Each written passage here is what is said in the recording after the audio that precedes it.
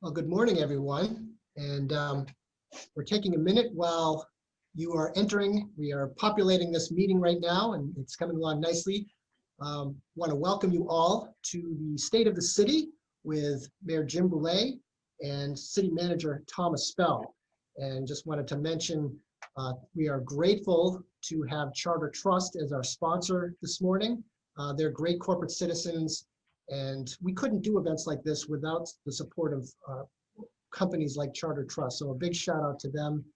And thank you so much for supporting this event and supporting this community. My name is Tim Sink. I'm president of the Greater Concord Chamber of Commerce. I'm going to start off with a few announcements of upcoming events that I'd like you to be aware of. So we've got a few really interesting things that I want to bring your attention to. The 30th Annual Business Showcase is scheduled for Tuesday, April 13th. This is a virtual event. We're using a platform that some of you know about called Remo, and it is Zoom on steroids. It's a fun platform to use. So if you haven't registered yet, you can do so online at the Chamber, and there's no cost to attend this event. We may have a few booths still for sale, so you may be able to get in as an exhibitor, but if not, please do attend just for the networking purposes and have fun with this platform. Also wanted to bring your attention to the Pinnacle Award nomination process. We are recognizing Small Business of the Year, Business of the Year, Nonprofit, and Business Leader of the Year. So you see some of our last year's participants, some familiar faces up there. You have until April 19th to make a nomination. I strongly encourage you to do that. And the last event I want to bring to your attention, our monthly economic forum. This is called Economic Disparity and Equitable Growth.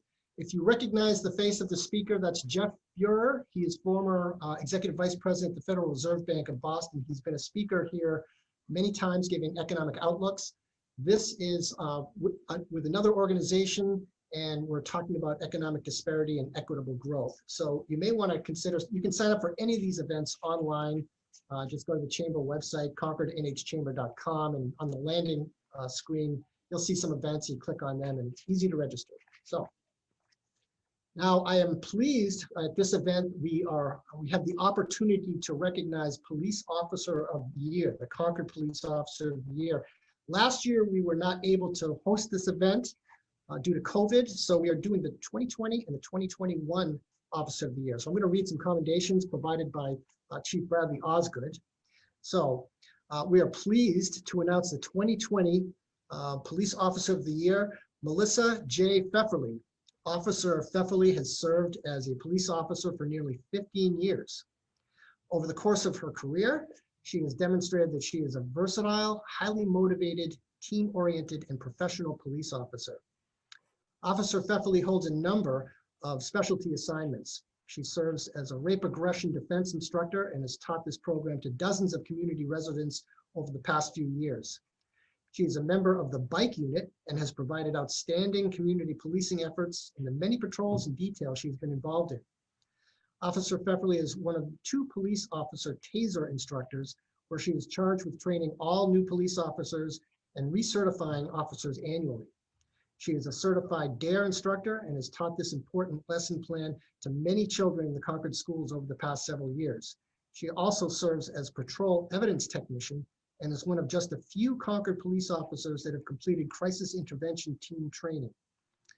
In consideration of her nomination, the Awards Review Committee reviewed several examples of her community policing activities throughout the past year, as well as her response to handling of a variety of police service calls, to include her efforts as a first responder to a homicide in July 2019, where she assisted in immediately apprehending the suspect, and her efforts at a motorcycle serious bodily injury crash in 2019.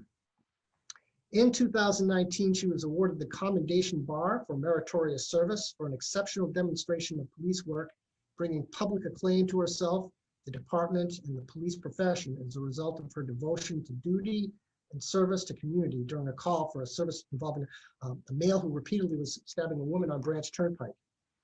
In 2017, she was awarded a letter of commendation for her efforts in the investigation of a possible overdose at the Comfort Inn. In 2014, Officer Pfefferly was awarded the Commendation Bar for Distinguished Unit Action for her outstanding performance that resulted from teamwork as a unit over an extended period of time during a call for service involving a man who was threatening to harm others at Garbins Falls Road. In 2014, she was awarded the Commendation Bar for life-saving as a result of her devotion to duty and service to the community, and brought honor to herself, the department, and the police profession during a call for service involving a woman who was preparing to jump off the I-393 bridge. The list goes on and on. This is a very impressive commendation. Officer Pfefferly is recognized as an exceptional officer who represents the city of Concord and its police department in its highest traditions. So please join me in congratulating Melissa J. Pfefferly as the 2020 Police Officer of the Year. I would like to read a statement that she gave us to offer. Officer Pfefferly says, "I would like to take this opportunity to thank the Chamber of Commerce for recognizing the award given to me last year for Police Officer of the Year. During my 15 years of service, it has been an honor to work for such a supporting department that has helped me be successful and grow as a person and officer. And I would like to thank City Manager Espel and Mayor Boulay for being strong advocates for our department and the role we have within the city. One of the most rewarding parts of my job has been to be out in the community, speaking with residents and establishing relationships with business owners that help support our city and department." So congratulations, Officer Pfefferly. I wish we could give you a round of applause and you could hear it. If we were in person, that's how it would go. And now it is my distinct pleasure to recognize the Police Officer of the Year for 2020. And I'm going to read a letter from Chief Osgood to Officer or Detective Mark Hassifis. So as part of our annual awards process, Officer Hassifis will receive the Police Officer of the Year for 2020. "You have been employed by the Concord Police Department since April 1999. You were assigned to the Patrol Division, where you went on to earning specialty positions of Field Training Officer and Police Mountain Bike Officer. As a Field Training Officer, you have contributed to the training and success of many new police officers, and you continue to play a vital role in the success of this program today. As a Mountain Bike Officer, you have engaged in countless community policing activities across the city. In 2009, you were assigned as a School Resource Officer at Concord High School, where you served for 10 years. You were the longest serving Concord Police Department SRO in our 2 decades old program. The positive impact you had in this role on the youth of the community cannot be overstated. Throughout your career with the police department, you have received numerous awards, commendations, and letters of appreciation from citizens of Concord and law enforcement professionals. And I'm going to go through some of these, and there are many. In 2019, you were awarded a Commendation Bar for Meritorious Service for an exceptional demonstration of police work, bringing public acclaim to yourself, the department, and the police profession as a result of your devotion to duty and serving the community during a call for service involving a male who was repeatedly stabbing a woman on Branch Turnpike Road. In 2013, you received a letter of commendation for displaying high quality and professionalism in the performance of your duties during a call for service involving a knife-wielding suspect who had threatened to stab another person on West Street. In 2007, you received a Commendation Bar for Distinguished Unit Action for outstanding service which resulted from teamwork as a unit rather than individual effort during a domestic violence call. In 2006, you received a letter of commendation for displaying high quality and professionalism in the performance of your duties during an armed robbery call. Also in 2006, you received a Certificate of Merit Community Policing for demonstrating extraordinary efforts on several special community policing projects with the citizens and businesses of Concord. And this list goes on and on as well. So needless to say, we are very, very fortunate to have such incredible professionals that are keeping us safe in this city. And I wanted to read a remark from Officer Hassifis. In response to this commendation, he writes, "I'd like to thank the Greater Concord Chamber of Commerce for recognizing me as this year's Police Officer of the Year. I've been a police officer in the city of Concord for 22 years, and during that time, I've had the opportunity to work in the Patrol Division and currently in the Criminal Investigations Unit. For a majority of my time in patrol, I was assigned to the downtown area and I got to know most of the business owners on a personal level. In addition, as a school resource officer at Concord High School for 10 years, I was able to establish strong relationships in the school community. I've enjoyed working with many different people in this fine community, and it's with great honor that I accept the award of Police Officer of the Year. Congratulations, Officer Detective Haspis and Officer Pfefferly.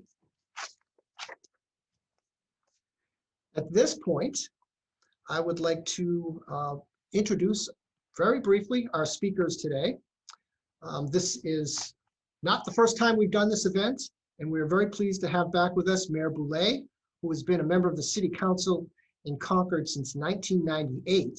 He started off by serving as the Ward 10 City Councilor, and then in 2007, he was elected as mayor, where he has been serving ever since, and he is currently in his 7th term as mayor, and that is a record-setting time period. So congratulations, Mayor Boulay, and thank you for being here.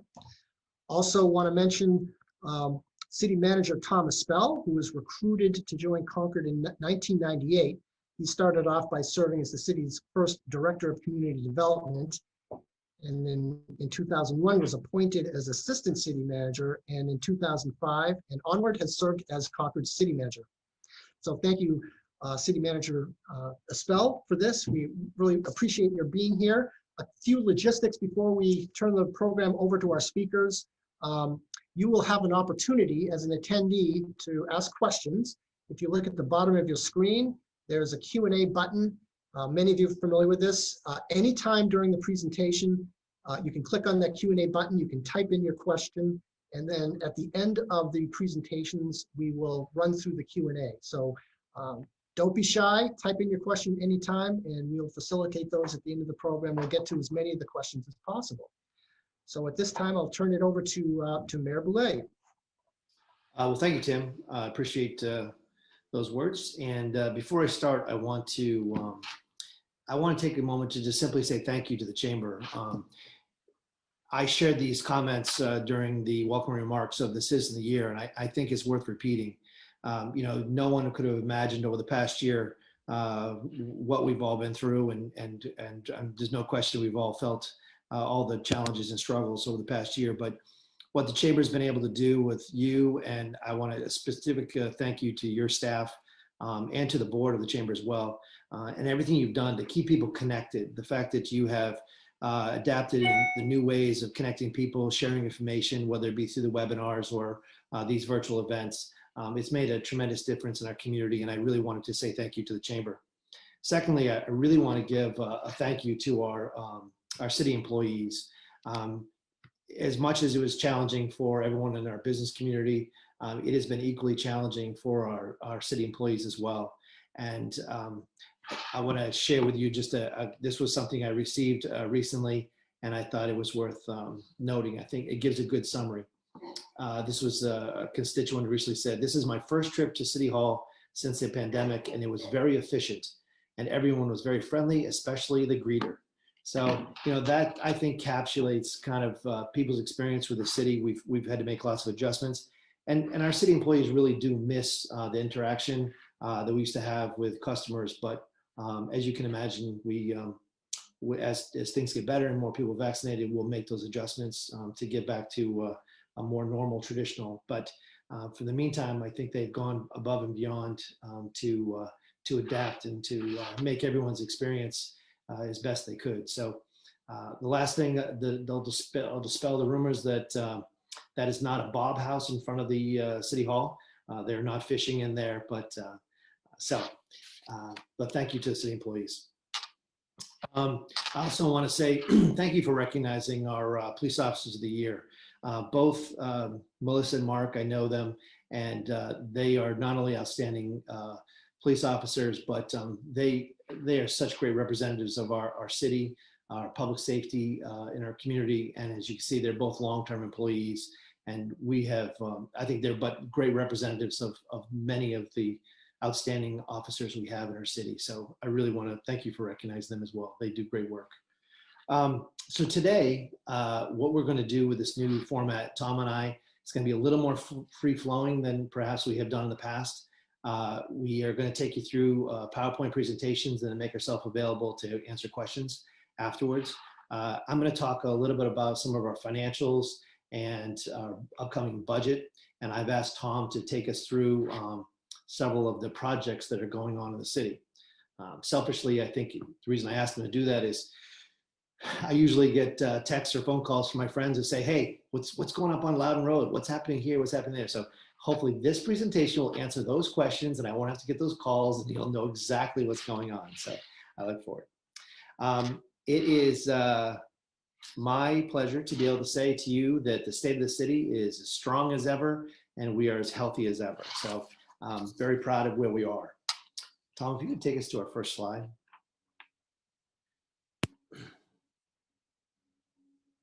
First one, next one.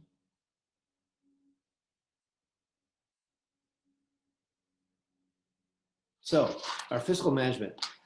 You've seen a lot of times, you've seen this slide before, but I think it's important to continue to reiterate. We are still at a AA+ bond rating with Standard & Poor's.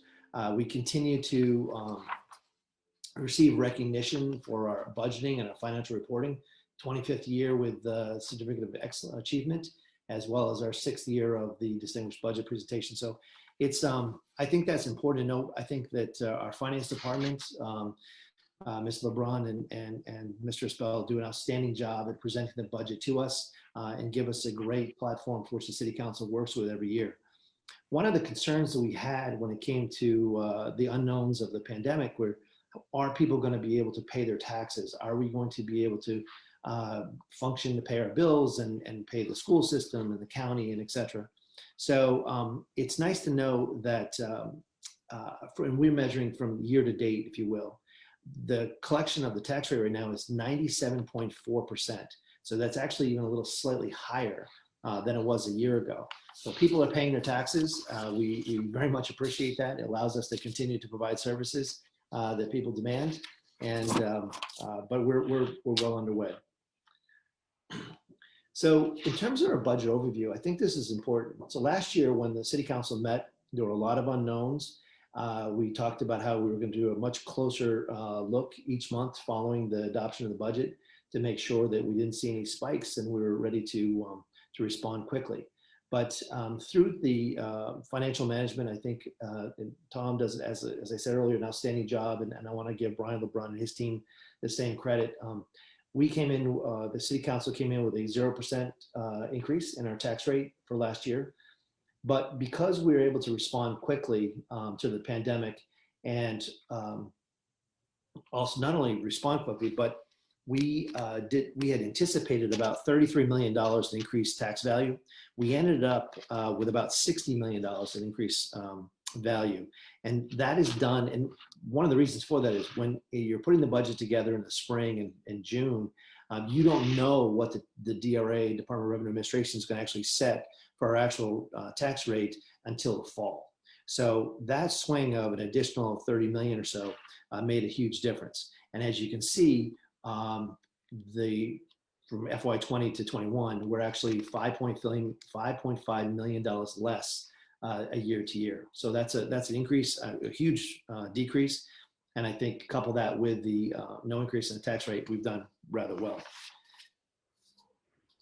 Financials, there are still pressures on our system, as you can imagine. One of them, when you look at the effects of COVID, is one of them is parking has had a huge impact. If you look at year over year, and I'm looking at, we're about 2/3 of the way through our fiscal year right now. Our parking revenues are actually behind by about $382,000. So with fewer people coming, I think the legislature has a huge impact on that. Obviously COVID, with fewer people hitting downtown and such, we're behind on our parking revenues. The bright spot though is a whole lot more people are playing golf these days, and our golf revenues year over year are actually increased by about $240,000. So it had been trending that the city was having to support the golf course, and now they're far ahead in revenues. And so my golf game hasn't got any better, but we're all playing a little more. The arena is also taken a hit with the governor's executive order. We had to close down. We didn't do a lot of the shows that we normally were able to do in the past. and we're actually less about 151,000 in revenues to the golf course. Excuse me, I apologize, to the arena. I also want to talk about the reductions. We hear impacts about downshifting and what's going on at the state. And I wanted to give you all some very specific examples. So when you hear that, you'll know exactly what we're talking about.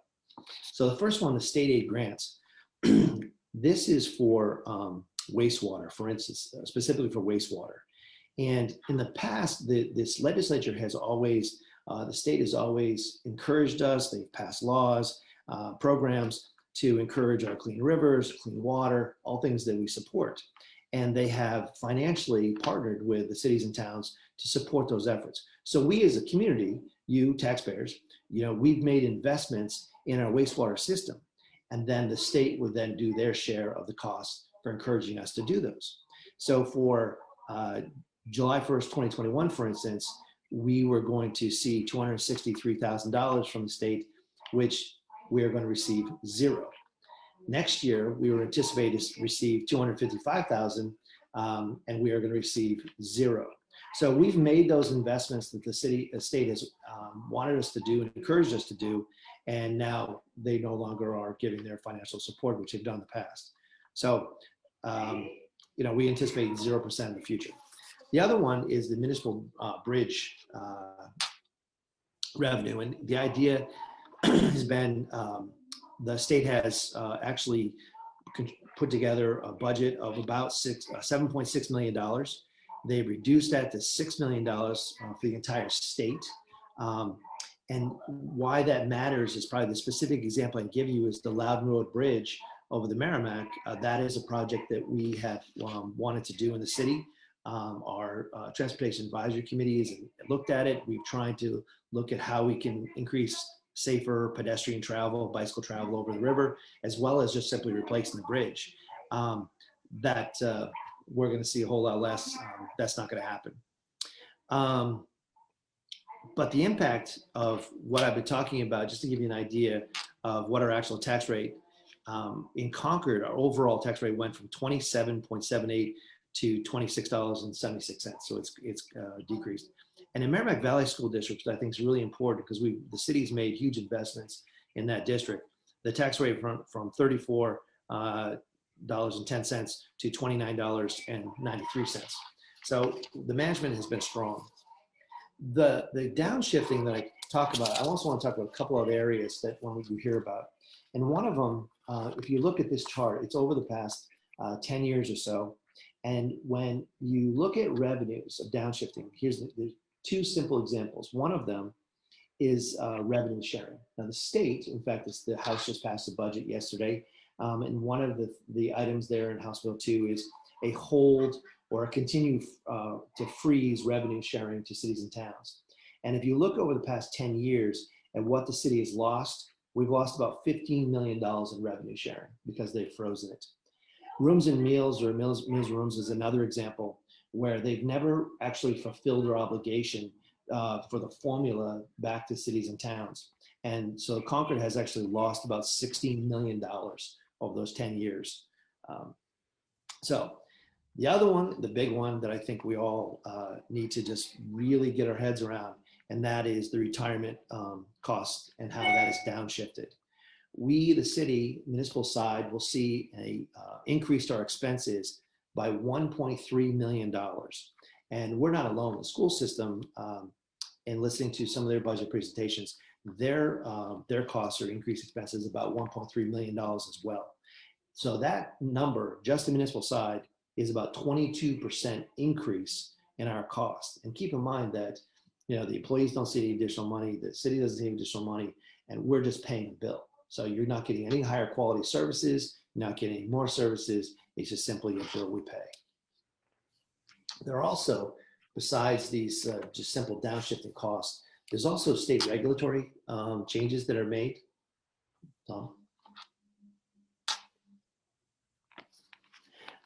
Two of the examples that I wanted to give you, they may seem really simple, but these are the type of things that all add up over time. There's no question that we all support safe drinking water, and clearly nobody's against that. But when the state Department of Environmental Services adopted new standards to reduce the maximum contaminant levels and ambient groundwater quality standards, there was a direct impact back to the community. So the communities, specifically Concord, has also had to modify their solid waste practices.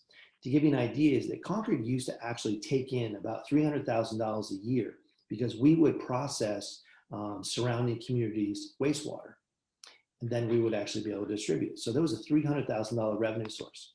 When the state changed the standards, no community is able to meet those new standards to actually safely treat the wastewater. So now we are actually having to pay and contract with a vendor to get rid of our wastewater. So we have lost revenue, plus we see an additional expense of about $500,000. So when you look at the overall swing, we're talking about $700,000 plus $1,000 that is now an expense to the city because of that change. Again, we're all for clean water, but there's an impact I want you to know to taxpayers.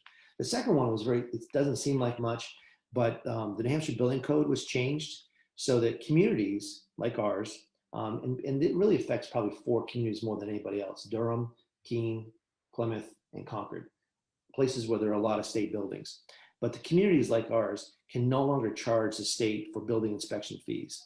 And we used to actually receive anywhere from $35,000 to about $135,000 a year in doing the inspection of fees. So you may have read, there's a proposed potentially having a new secure psychiatric unit at the New Hampshire Hospital site off of Clinton Street.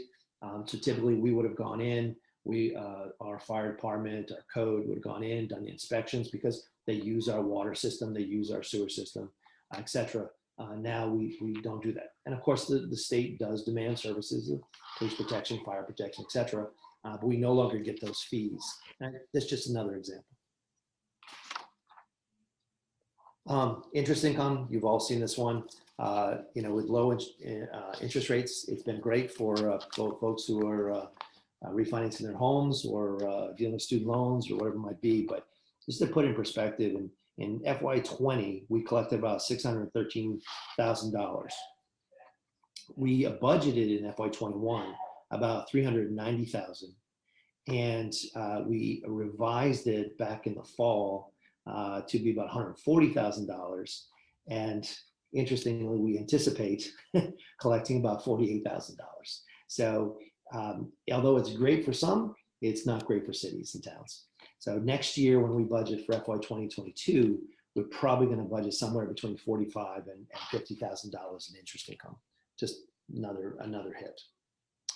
The next slide is one that you've all seen before, but I wanted to just try to expand upon it a little bit. Obviously, Concord, as you can see, we have a tremendous amount of tax-exempt property. It fluctuates anywhere from 25 to 30%. We don't spend a lot of time evaluating our exempt properties, but you get the idea. It's always pretty consistently between 25 to 30%. And the question is, that I want to do a deeper dive is what actually makes that up? And to give you an idea, our total value of land is about $1.45 billion. And the state of New Hampshire has about 579 million of that, or it's about 40% of the tax exempt property in the city is the state. The schools, public schools are only about 9%.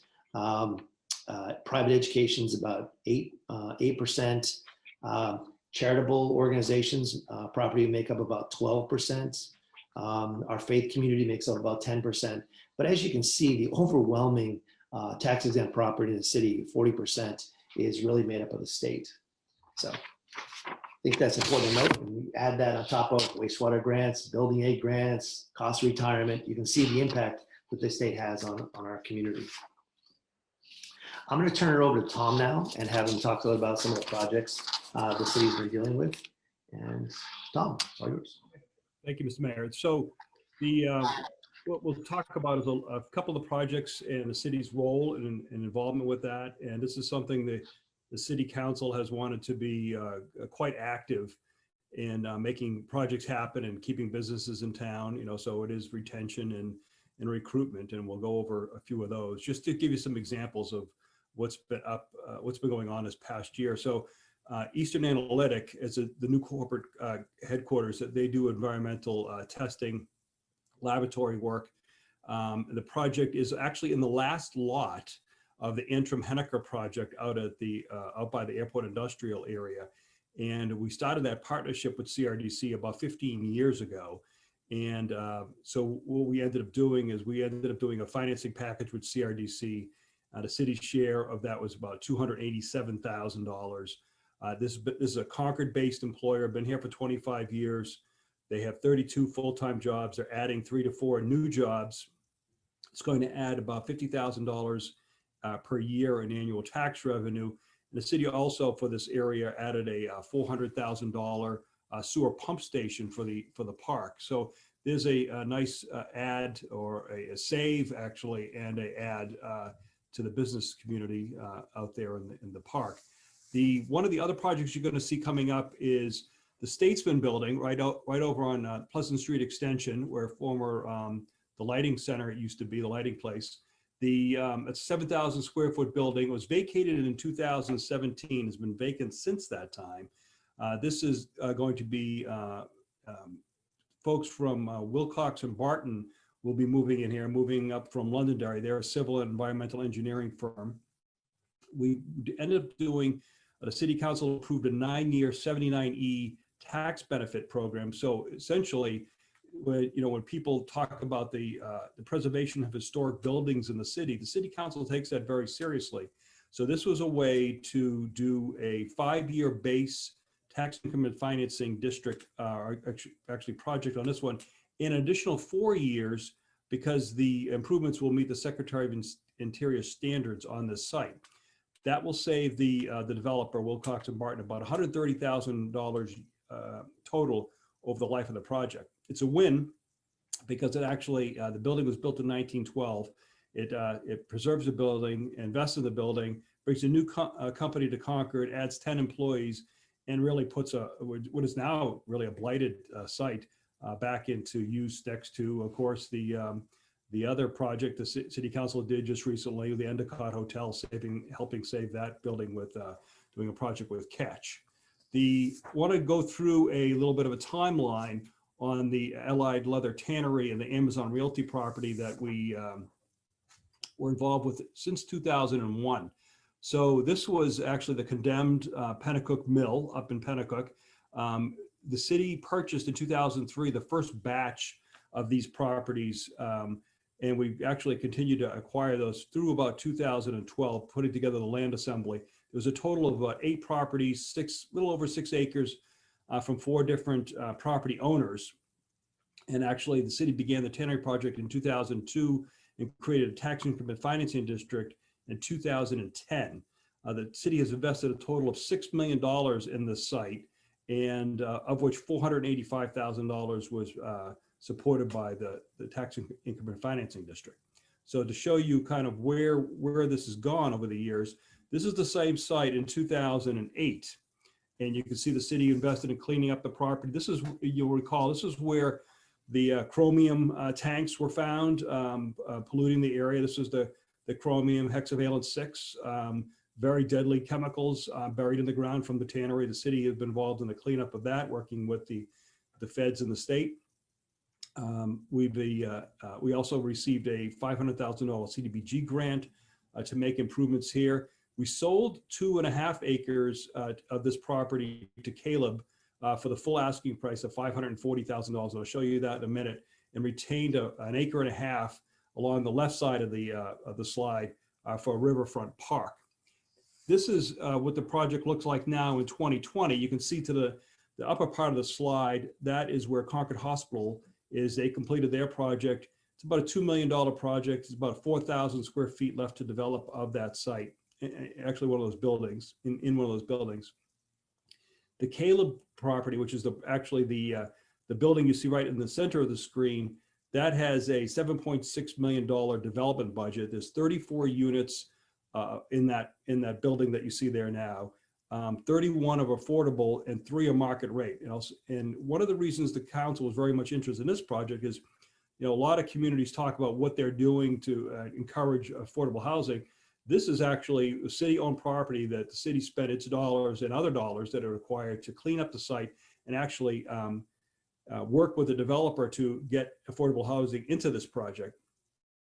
The funding sources were, there was $714,000 in equity from a housing tax credits of about $6 million here. There's a community development block grant of $500,000 secured by the city.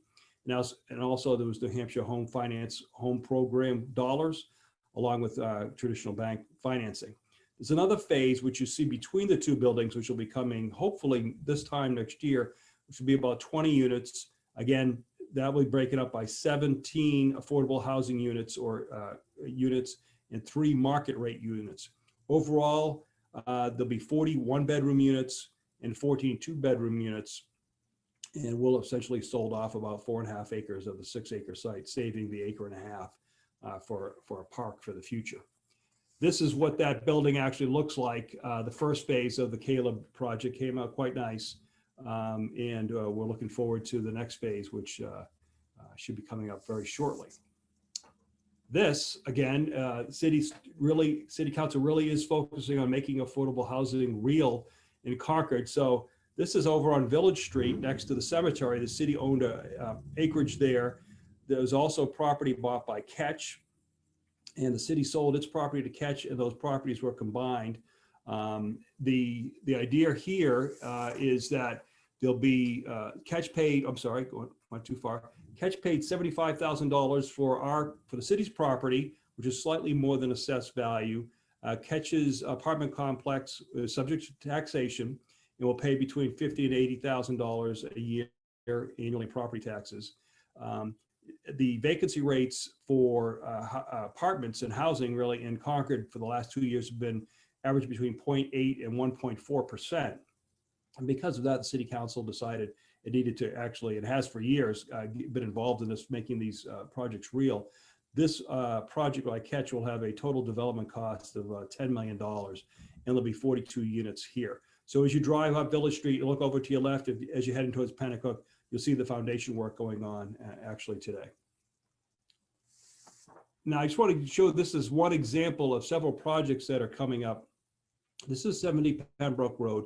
You remember the old Sprague Electric property. This is by Pembroke and Canterbury Road. This is phase 1A. This is just a portion of phase 1A.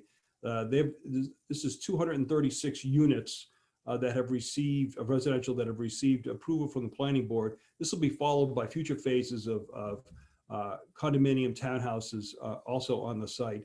The reason I just show this as one example is because we're in discussions with 5 separate entities right now looking to build, each looking to build between 80 and 260 units for each of their projects. So you put them together, there's a potential for about 700 to 1,000 additional residential units over the next couple of years.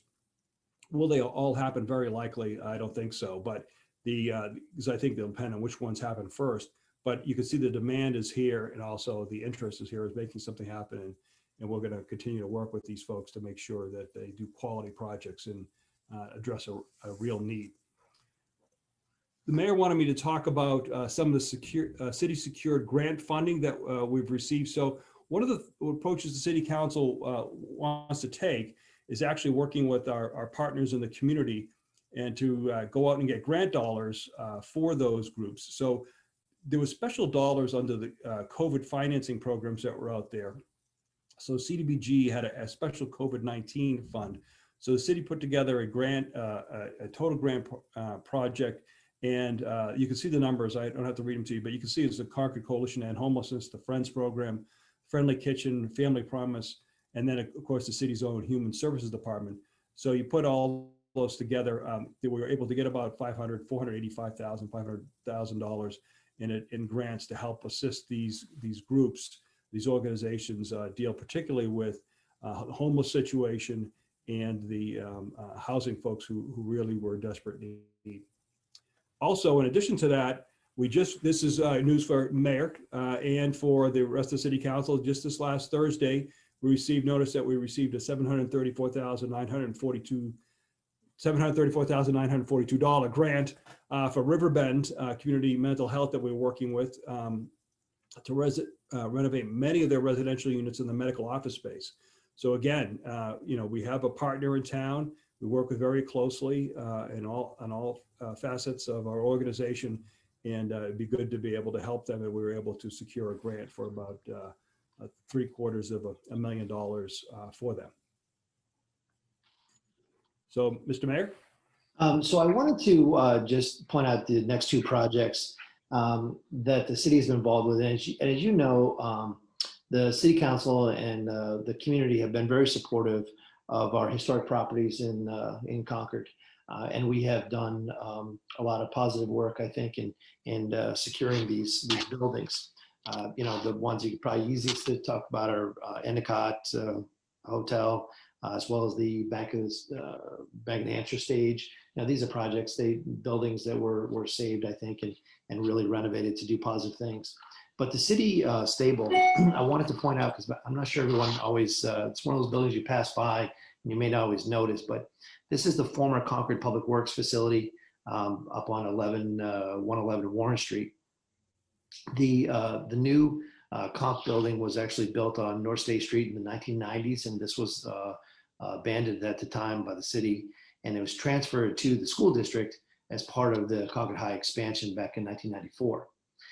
Recently, so as you can imagine, the building's been unused for 25 years, and recently we've been approached by the Abbott Downing Historical Society that this would be a great opportunity to revitalize this building, renovate it, and it would be for the purpose of creating a museum for the Concord coaches and such. And I think it's a great opportunity, to restore, I think, we probably will all agree is a really beautiful building, and bring back those coaches to Concord who are now being stored in Hopkinton. So I think this is a real win-win, and I want to thank the Abbott Downing Historical Society for their interest in doing this, and for the school district to working with the city to transfer the ownership back to the city.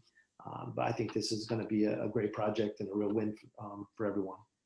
The second project that I wanted to talk about quickly, you've all read about, you drive by often, and that is the gas holder house. Clearly one of our more historic buildings in the community. And when this was threatened to be lost by Liberty Utilities, and they were considering taking it down, first of all, it's important to remember this actually acts as a cap over a contaminated site.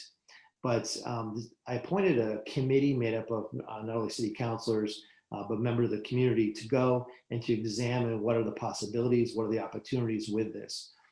They did an excellent job. There were several councilors that was chaired by Councilor Champlin who were on this, as well as I said, members of the community.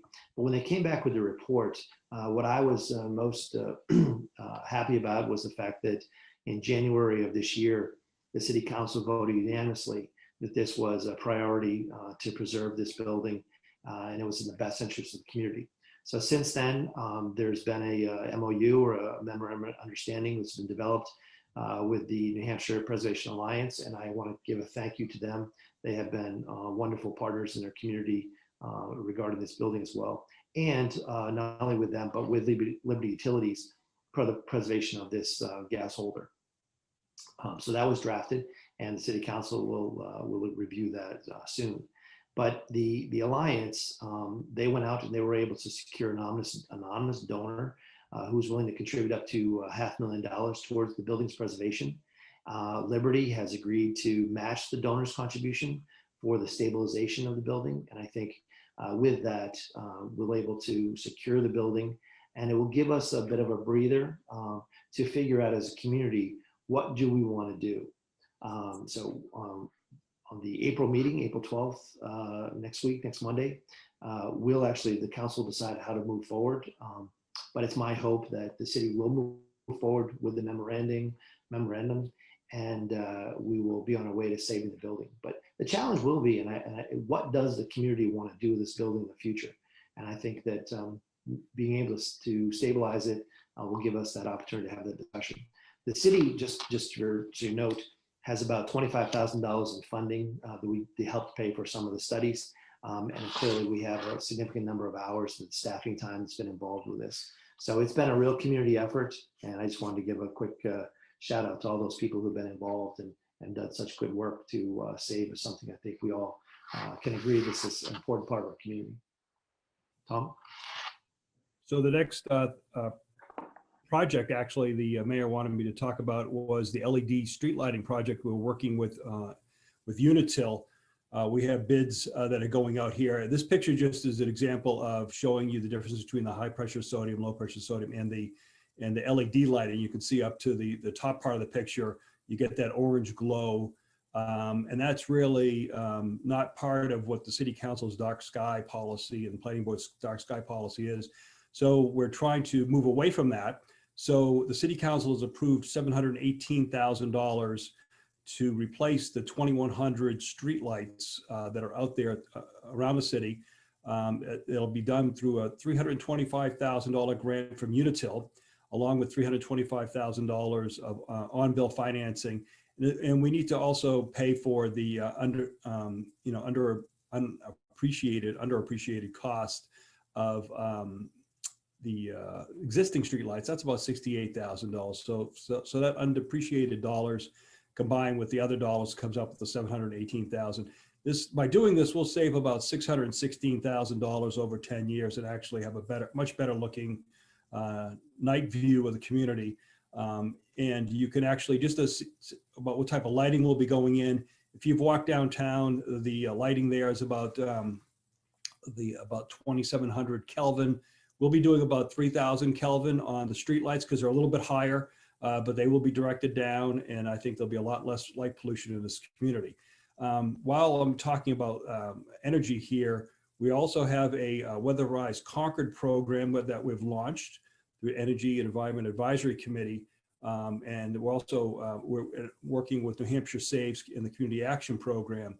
And what we're looking to do is optimize reducing energy costs and greenhouse gas emissions, improving home comfort, health, and safety.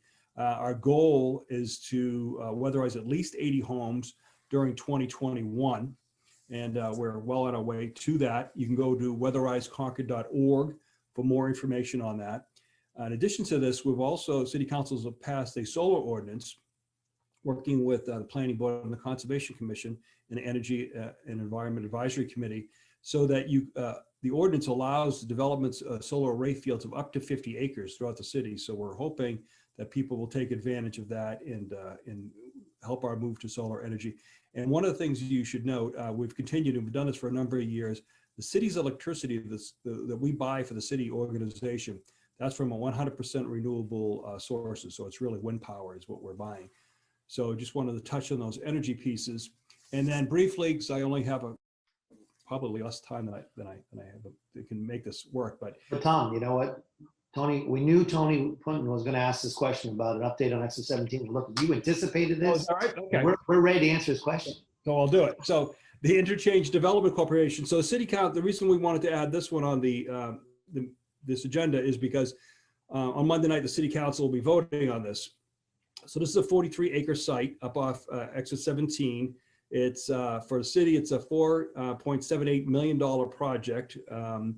We will also be working with the developer who will also be putting dollars, about $450,000 in donation, so to speak, from Interchange Development LLC for the portion of the work that's going to go on in Canterbury.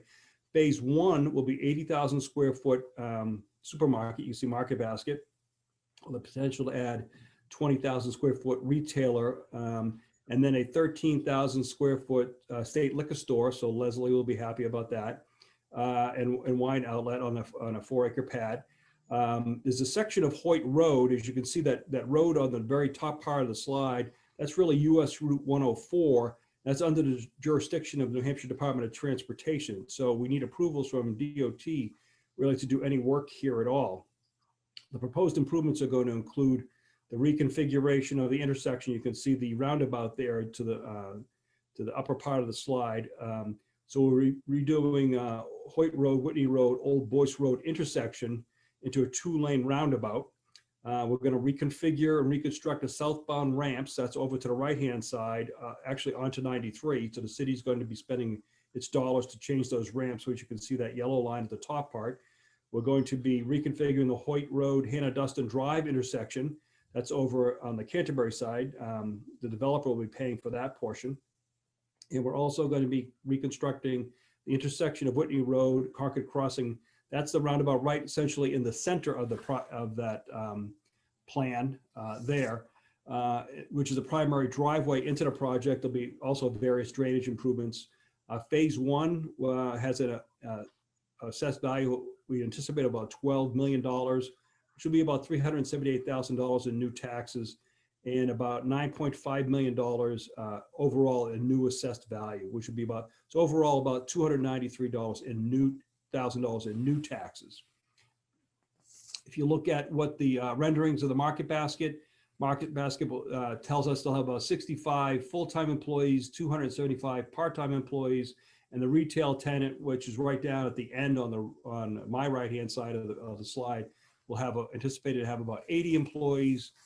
This is the rendering for the liquor store. They'll have 3 full-time employees, 15 part-time employees.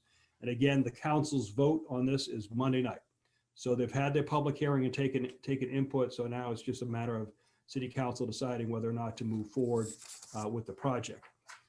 We also have Economic Development Project Manager Fellowship change that we've made. We're changing the structure of how we approach economic development in the city and moving from a generalist type position that we have city council's finance to a project centered position. I think you could see, based on the discussion we've had in previous presentations, you can see the city is very project oriented and making different things happen, working with partners. So that's why we figured to move to a different approach here. The position will report directly to the city manager. We're working with the International City and County Managers Association, Local Government Management Fellowship. This is a national program, so we're trying to attract national talent, and we plan to implement this in July. We also have a new app, which I hope you'll be able to take advantage of. I'll do this really quickly. This is the C-Click Fix, and this will essentially, if you see issues in the community, they need to be repaired, whether it's that recent bridge repair that needed to be done that was just in the media just recently. This is something, if you go to concord.newhampshire.gov, C-Click Fix, and actually download this app, your request will go immediately right to the right person to actually make those repairs or take care of that issue. So I ask you to do that, this is good for both Android and iPhone, very similar to what other major communities around the country are using right now. And the mayor wanted to talk about the American Rescue Plan. So I just want to make this real quick, to really put it in perspective for folks, because I can imagine at budget time, people are going to go, hey, look, you're swimming in cash. Look at all, what hand wringing is all about. But, when you look at when you break it down, there's $1.9 trillion across the country, of which $350 billion goes to our state and local governments. The local portion of that is about $130 billion, which goes to cities and counties. Of the 130, 65 billion goes to cities and in towns.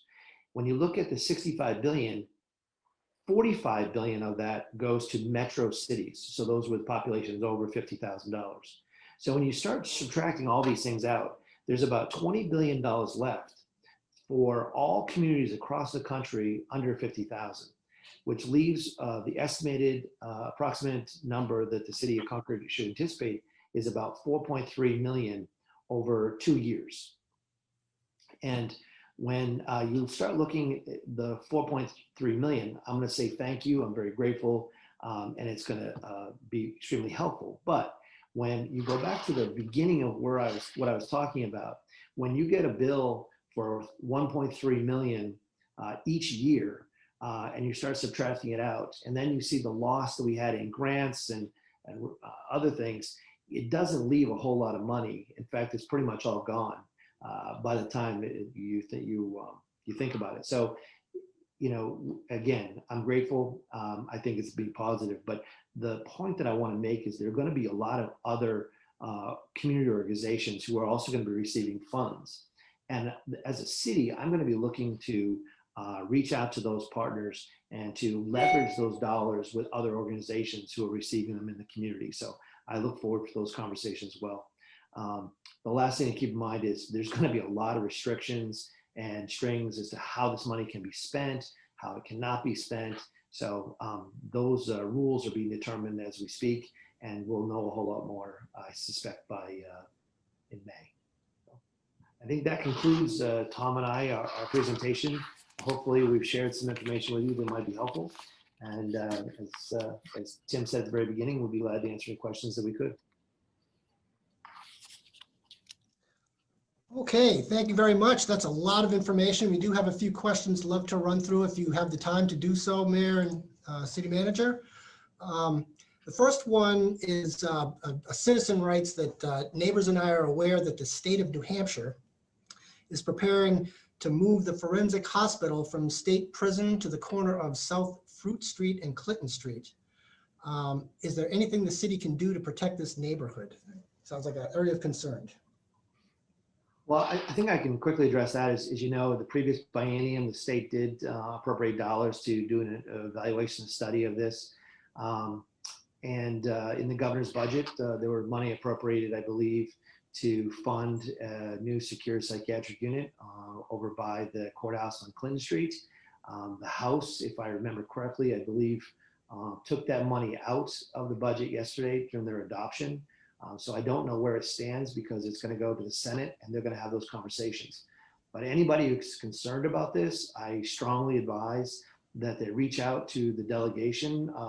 We have 13 members who represent the city in the House, and we have Senator Becky Whitley from Hopkinton who represents the city of Concord. I strongly advise that you reach out to those folks, express your concerns, and ultimately they're the ones who are going to control whether or not there is appropriation for this. If you go back to the beginning of my presentation, you might have noticed that I added the issue with inspections and how we no longer receive those dollars. So once again, another building and dollars that we wouldn't receive. So anyone interested in it, I strongly advise that they reach out to their State House delegation. Thank you. We've got a few more questions here. Could you provide a quick update on, oh, never mind. We already covered exit 17. So moving on here. Here's another question. As a not-for-profit that has a payment in lieu of taxes or pilot with the city, this individual was interested to hear the percent breakdown of the tax-exempt properties in the city tax base. Would like to know what percent of those tax-exempt properties actually make property tax payments. That may be a hard one to do off the cuff. I don't have that in front of me, but Tom, do you have any idea? No, I don't. That's a calculation I'm not capable of making in my head. So Okay, we'll move on and we can circle back with that individual. The C-Click Fix site is great. Where do you want to go? Where do we go to do a shout out when we get great service and want the city leadership to know someone who has gone above and beyond? I think if people want to send an email to me or to the mayor, and then what we do is we provide those to the individual and the city council so that they become aware of that, and that does enforce those types of investments that makes sense. So if they want to send an email to the mayor, I would be glad to do that, take care of that. Great, thank you. Can the city restructure water and sewer fees so that entities that do allow city inspections, like the state, to make them pay more to make up for the lost inspection fees? We are going to, the fees, we end up being essentially the same based on the type of improvements that you're making, depending on the size of the valves or the size of the pipings that are going on. We are looking, though, to change the fee structure coming up soon. So that's a conversation we'll be having with the city council, trying to change it so that, particularly for residents who don't use a lot of water, have the ability to actually control their water bill better, which then obviously impacts your sewer bill. So I think we can achieve the same thing by helping out the small resident versus the large commercial user, which particularly when you think about it, think about particularly the state prison. They use a tremendous amount of water and wastewater, and it'd be nice to make sure everybody's paying their fair share.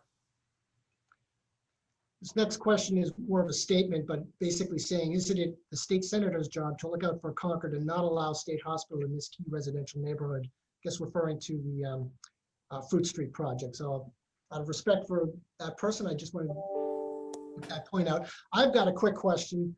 Tom, when do you suppose the city library and city hall will be open for people to just, go in there and do their business or participate in the library? So particularly for the library, it should be next week. So I think the 12th is what we're planning on doing. Tim, what we ended up doing at one time was, and we had to get away from it because of COVID spikes, was we'd have the library open for 2 hours, close it, clean it, open it for 2 hours, close it, clean it, and actually kind of limit the amount of people who were in there. We went towards the people doing stop off and pickups at the curb. But we plan to go back to the allowing people in. I believe it's Monday. Thank you. Final question, and this is a clarification on an earlier question. Can we recover from the state higher sewer and water fees to offset the loss of inspection fees where they won't let the city inspect the state?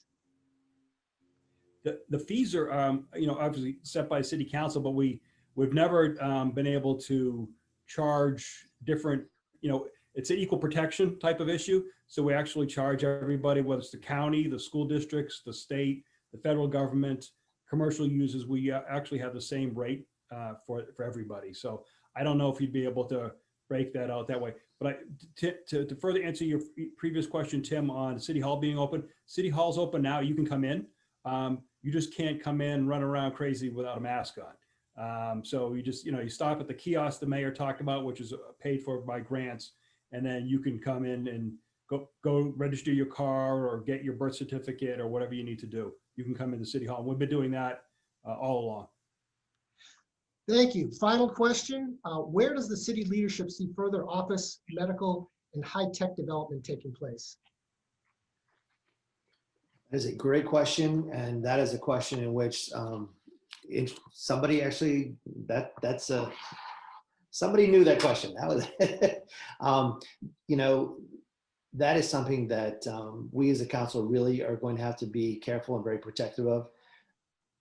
As Tom went through a lot of those projects, there are potentially up to 900 new units of housing, apartments coming to the city over the next couple of years.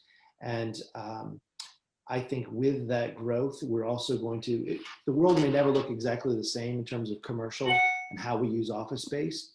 On the other hand, we tend to have short memories at times, and you never know whether we're going to be back in offices. So I think there's going to be a really important discussion of the city council and the community as to where are we going to see that commercial growth in the future. We know that we have projects dealing with Exit 14. We know we have projects like Lincoln Financial. And I think it's going to be important, in my personal opinion, to make sure we find the right balance between having housing and making all types of housing, but make sure we preserve some of that commercial area where we have water and sewer and utilities, easy access in terms of off of a highway, roads, etc. So that's a very insightful question, and that is definitely a conversation that the community should have. I'll give my piece on that if you have a minute, Tim. Sure. Okay, so I think there's two parts of this. One is based on our conversations with Concord Hospital and the users up there, they have very particular restrictions in terms of the distance, in terms of time that people can be, and their suppliers and their providers can be from the actual campus itself. So I think within a 1 or 2 mile radius of the existing hospital is where that is going to be for the future.